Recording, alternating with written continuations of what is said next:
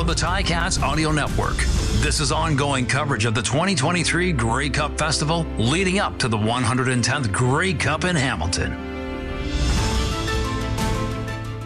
Welcome to our final episode of coverage for the 2023 Grey Cup Festival on the Ticats Audio Network. I'm Brayden Neville. On today's show, we recap an incredible Grey Cup game at Tim Hortons Field and hear from members of the 2023 Grey Cup champion Montreal Alouettes, QB Cody Fajardo, receiver Tyson Philpot, and head coach Jason Maas as they celebrate the victory. And Montreal Alouettes content creator and reporter Joey Alfieri joins the show to discuss the team's win.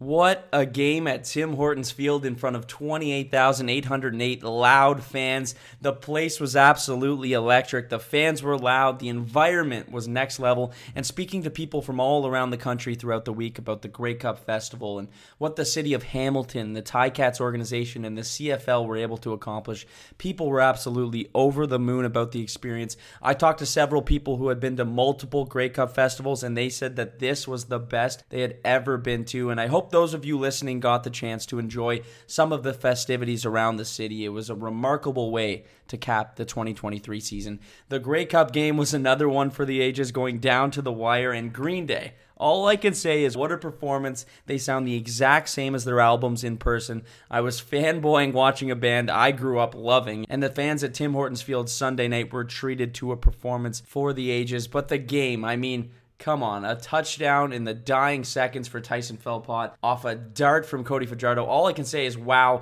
and deservedly so. Cody Fajardo was named the 110th Grey Cup's most outstanding player. Following the game, Cody Fajardo spoke about those final moments. Yeah, honestly, I remember I got hit, and I didn't really get to see it cleanly. I just remember throwing it, and then when I heard the touchdown and the crowd roar, I remember looking back at the clock to see how much time was left, because that's a very good Winnipeg team, and I remember there was like 11 or 13 seconds left, and even then, I didn't want to celebrate too much because a lot can happen in 13, 11 seconds. So I'm just so proud of this team, so proud of the guys, and the biggest thing tonight was everybody all year wanted to talk about our offensive line. They played incredible tonight. They stopped two of the best pass rushers in the league. Everyone wanted to talk about how bad our receivers were going into this year. And after tonight, you're going to remember those guys because they truly played out of their minds, and I wouldn't want to be a quarterback for any other team. Well, that's when I took the field. I thought about those two times, and I said the third time's got to be the charm. Thinking back to the 2019 West Final, hitting the crossbar, 2021, they made a great play, breaking up the pass. And I just kept telling myself, third time's a charm, third time's a charm. Then all of a sudden we were 2nd and 18, and it was looking very bleak. And fortunately, I had enough time to kind of scramble around. And I remember Maas telling me in the headset, just do whatever you have to do. It's 3-down territory just to get us into manageable. And then the 3rd and 5, Coach Maas called an incredible play call, something that we've been holding on to all night. We knew their corner was going to be a little jumpy, and Cole goes up and makes a huge catch. And at that moment, I think guys started to believe. And then the next play, Philpot scores a touchdown, and it's just one of those things that felt like a movie. Well, you guys wanted a good football game, and I don't know if it gets any better than that, to tell you the truth. Nobody really expected us to be in the game, and nobody expected us to win the game, and that except for the 1% in that locker room. And so that's what bonded us this entire year. So I got to thank the media for that, for placing us 9th to start the year, because that bonded this team very, very close together. It's emotional. It's an emotional roller coaster. But like I told you guys leading up to this week, I think one of the biggest things I did this year that I'm very thankful for is going out and playing for the people that believed in me as opposed to the naysayers and the haters. So it's not like I'm up here bragging about it or telling you, I did it. It's thank you to all the people that believed in me, all the people that would text me after losses, who text me when I got benched last year, who text me in the offseason and said, I hope that you go to a team that wants you. And that's why you play the game. You play the game for your teammates, your coaches, your family, and the people that believe in you. And you figure out how close that circle is when you lose football games, because those are the people who text you when you lose are usually the ones that are going to fight for you no matter what. That was Cody Fajardo. What an incredible game for him, finishing with 290 yards passing and 3 touchdown passes. And, of course, the game-winning touchdown to Tyson Philpot, who I spoke to Saturday during media at Tim Hortons Field. And you can go back and listen to that. But He mentioned to me that he wanted to add another generation of Grey Cup champions to the family. His father, Corey, won with the Lions back in 1994, and he also joked that he wanted to be one up on his twin brother, Jalen, who plays with the Calgary Stampeders, and he did just that in the most dramatic fashion possible with a last-second touchdown and was named the most outstanding Canadian on top of all that. And he spoke to media about getting to this point as a Canadian kid growing up watching the CFL. Yeah, man. As a young kid, I dreamed about getting onto this stage, and started when I was about 6 years old, playing football in the backyard with my twin brother. You know, grew up watching my dad's highlights, grew up watching him in 1994 win a Grey Cup. So just to be here on this stage and to have the impact I did is a surreal, and it's a dream for me come true. And just to have that impact is huge. Man, it was huge. Yeah, like I had tears after that meeting, and I had goosebumps because all the belief was in that locker room all year. You know, we heard all the naysayers and everybody tell us that we weren't going to get to the Cup, and we were 9th ranked at the start of the season, and we didn't need any other belief except what was in this locker room, and that's pretty much what Cody said. Everyone in this locker room is all we need, and I can't say exactly what he said, but we knew we were going to come out and we were going to ball out, and it's exactly what we did. That was Tyson Philpot. Montreal Alouettes coach Jason Maas was hired back in December of 2022, and he has now won a championship in his first season as head coach. He spoke following the game about the emotions he was feeling following the team's Grey Cup victory. It's hard to describe it. I mean, it's beyond my imagination of what this would feel like, to be quite honest with you. Since being hired and having a vision with Danny of what this team would look like and how hard they would work and, you know, what we would give, you know, to finally realize a dream that we've talked about quite candidly within our group. You know, it's always been our awareness factor, never been our focus. But to know now it's complete and it's finished and we came out on top. I'm just so proud and grateful and beyond excited about it, even though it's surreal. Yeah, I mean, you know, whether people would give the offense credit or not during the season, I mean, our defense was playing so lights out. You know, they were unreal. And, you know, to go into a big game like this, you know, you'd like to think a Grey Cup game, you need all three phases to be functioning to win. And, you know, offense had their chance and their moments in this game to put points on the board and to finish a game, and they did. And I'm very proud of the unit. I'm proud of all the guys. I'm proud of the three phases that we play. You know, everyone in our organization, from the practice roster guys to the one-game guys that didn't get an opportunity to be on that field, how hard we worked in practice this week to be at our best. We said in order to beat a great team, we were going to have to be at our absolute best to do that, and it takes everyone to do that. And the way we practice and the way we go about business, we need that competition in our room to make us better. And we said we had the extra week on Winnipeg because we played one more week than they did. And honestly, I felt like that was our calling card. We put in more work, you know, and we gave ourselves an opportunity to get better. And in those big moments, we realized it.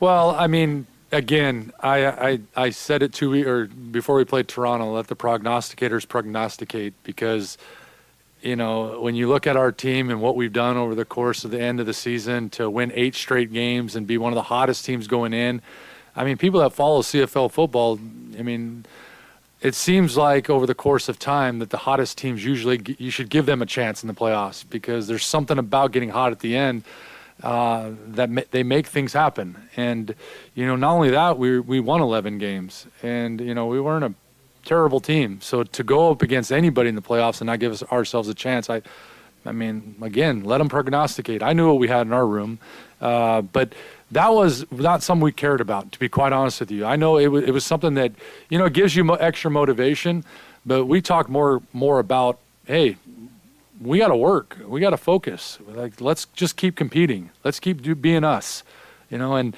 I'll always believe in our team when we're willing to put the work in, when we're willing to sacrifice, when we believe in each other and play for one another. I don't think we can get beat. That's how I felt this year.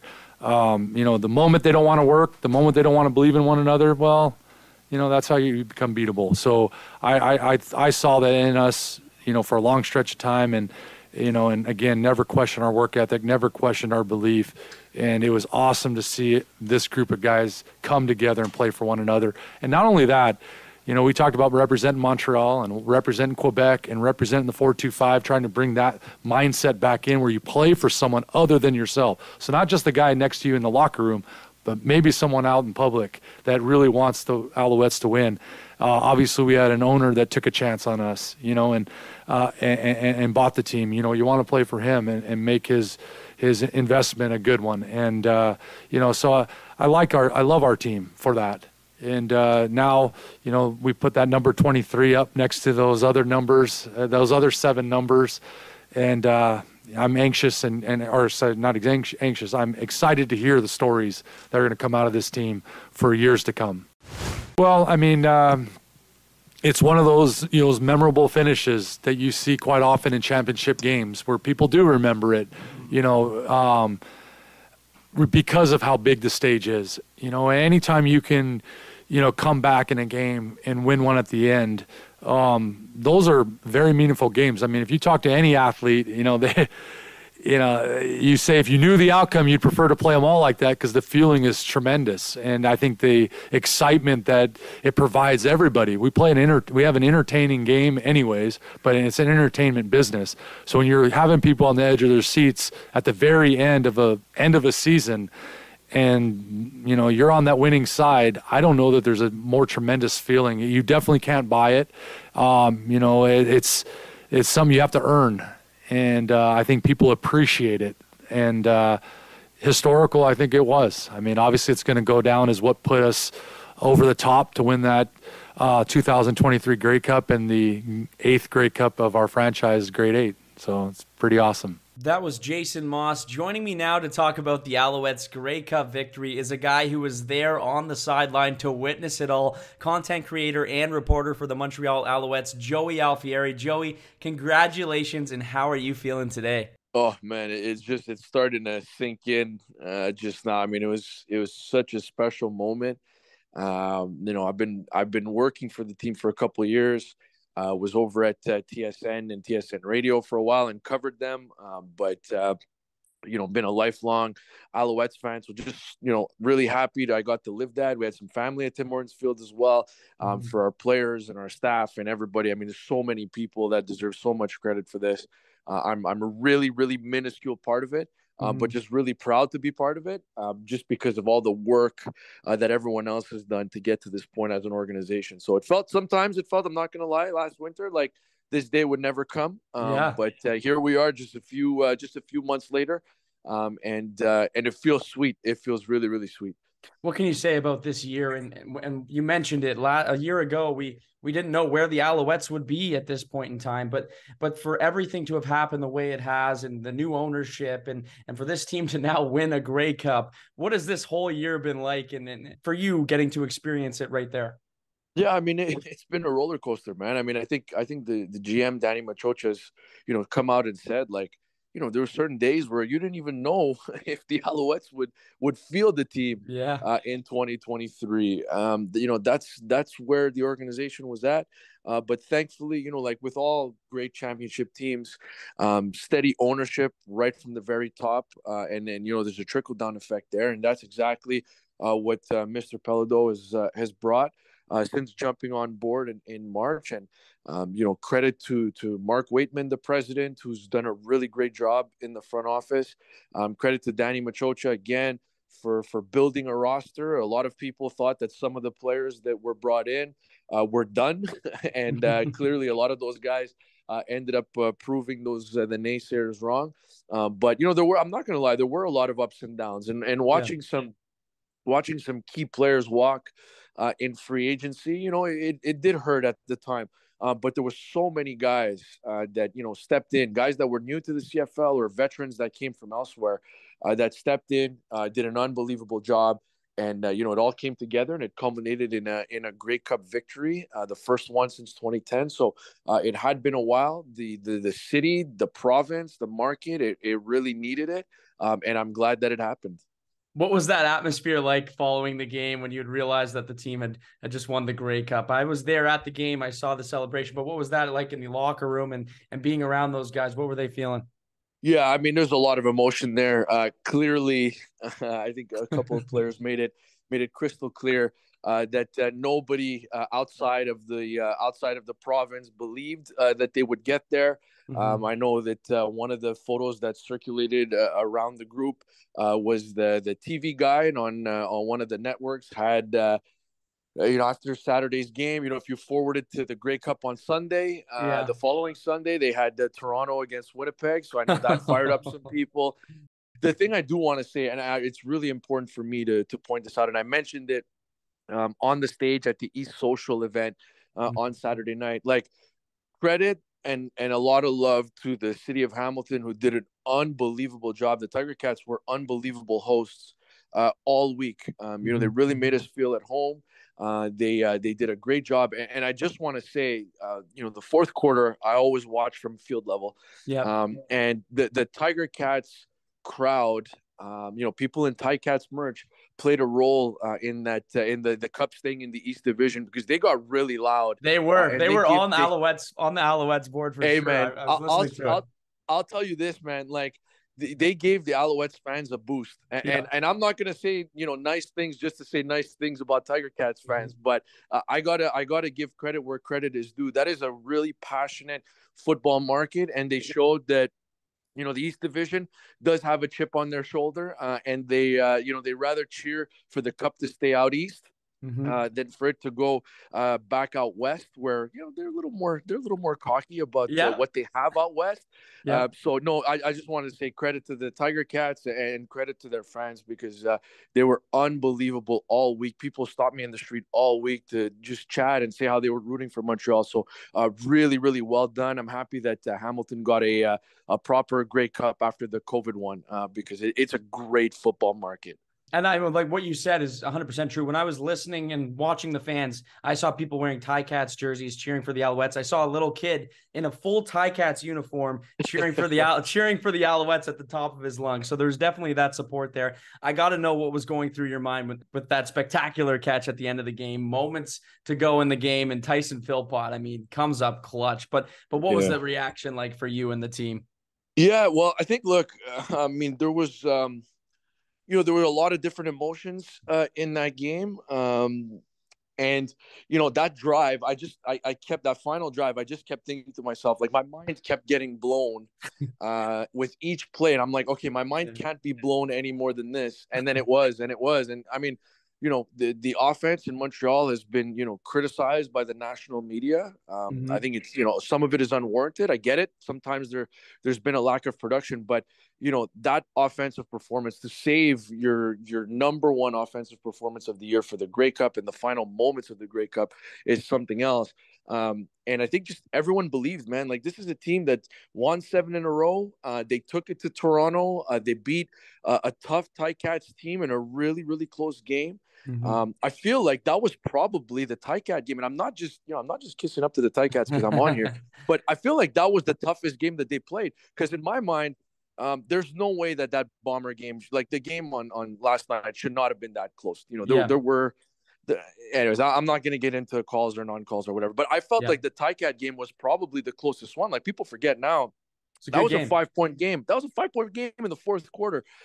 So look, the fact that, they go out there on that final drive and, a 2nd and 18 after a quarterback sack, and, Cody Fajardo runs for 13 to set up a manageable 3rd and 5. And then just the stones to throw it up there to Cole Speaker on 3rd and 5 with the season and the cup on the line was huge. My mind was blown there too. And then just that perfect throw to Philpot with, Demario Houston in coverage, who's one of the best DBs in the league, was mind blowing.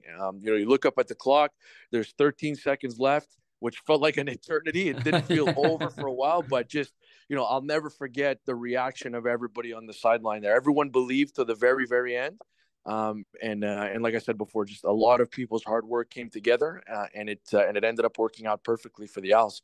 Yeah, and watching that throw from my angle, I thought it might get picked, but he put it right in that sweet spot. And sure enough, here you are now. What can you say about what Coach Maas has been able to do this year and his message to this team and having these guys be able to rally around him? And at the beginning of the season, like we said before, not knowing how this year was going to turn out, but what can you say about him and what his impact's been? Look, I had some real good conversations with Coach Maas on on our post game shows. And he pointed out after last week's win in Toronto that, a year ago at this time, the man was unemployed and, stuck with it, ended up getting an opportunity to interview for the Alouettes job, absolutely blew the doors off that interview, ended up getting the job. And it just he fit in like a glove, and the culture that he was able to bring here was unbelievable. Like these guys, by the end of, I don't even think it took to the end of camp, but, after a couple of days of camp, the guys in that room were running through a wall for Jason Maas. But, the perseverance to, be fired in Saskatchewan, to come in here, stick to your principles, and build a championship team out on the field. This season wasn't without, it wasn't drama, but ups and downs. There was a time I'd say after the loss to the Argos on September 15th, this was a football team that was 6-7. They haven't lost since September the 15th. So they turned things around in a very big way. And a lot of that credit goes to Jason Maas for the job that he's done and the culture that he's instilled in that locker room. I know you've got a busy day and you're going to be talking a lot to a lot of people, but what does the rest of the week look like for the Alouettes and what's going to be going on for the celebrations here for you guys? Yeah, so the team came in early Monday morning, and I think the guys are just going to kind of hang out and take the rest of the day to celebrate for themselves. And then there's the media availability on Tuesday, so that'll be fun. And then the parade is actually going to be on Wednesday late morning. So I know a lot of people are looking forward to that. Hasn't been a parade here in 13 years. It feels like forever. There's been some dark times between 2010 and 2023.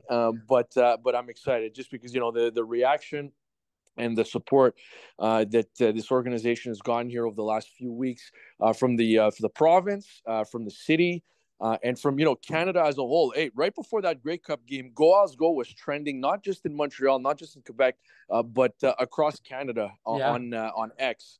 So I think the organization, the players, everyone definitely felt the support. There's a lot going on here over the next few days. It's going to be busy.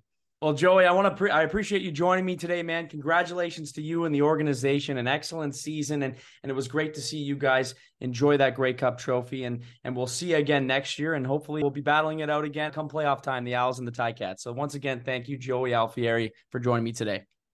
Absolutely. Thanks for having me. And again, thank you to the Tiger Cats in the city of Hamilton for really putting on a great show.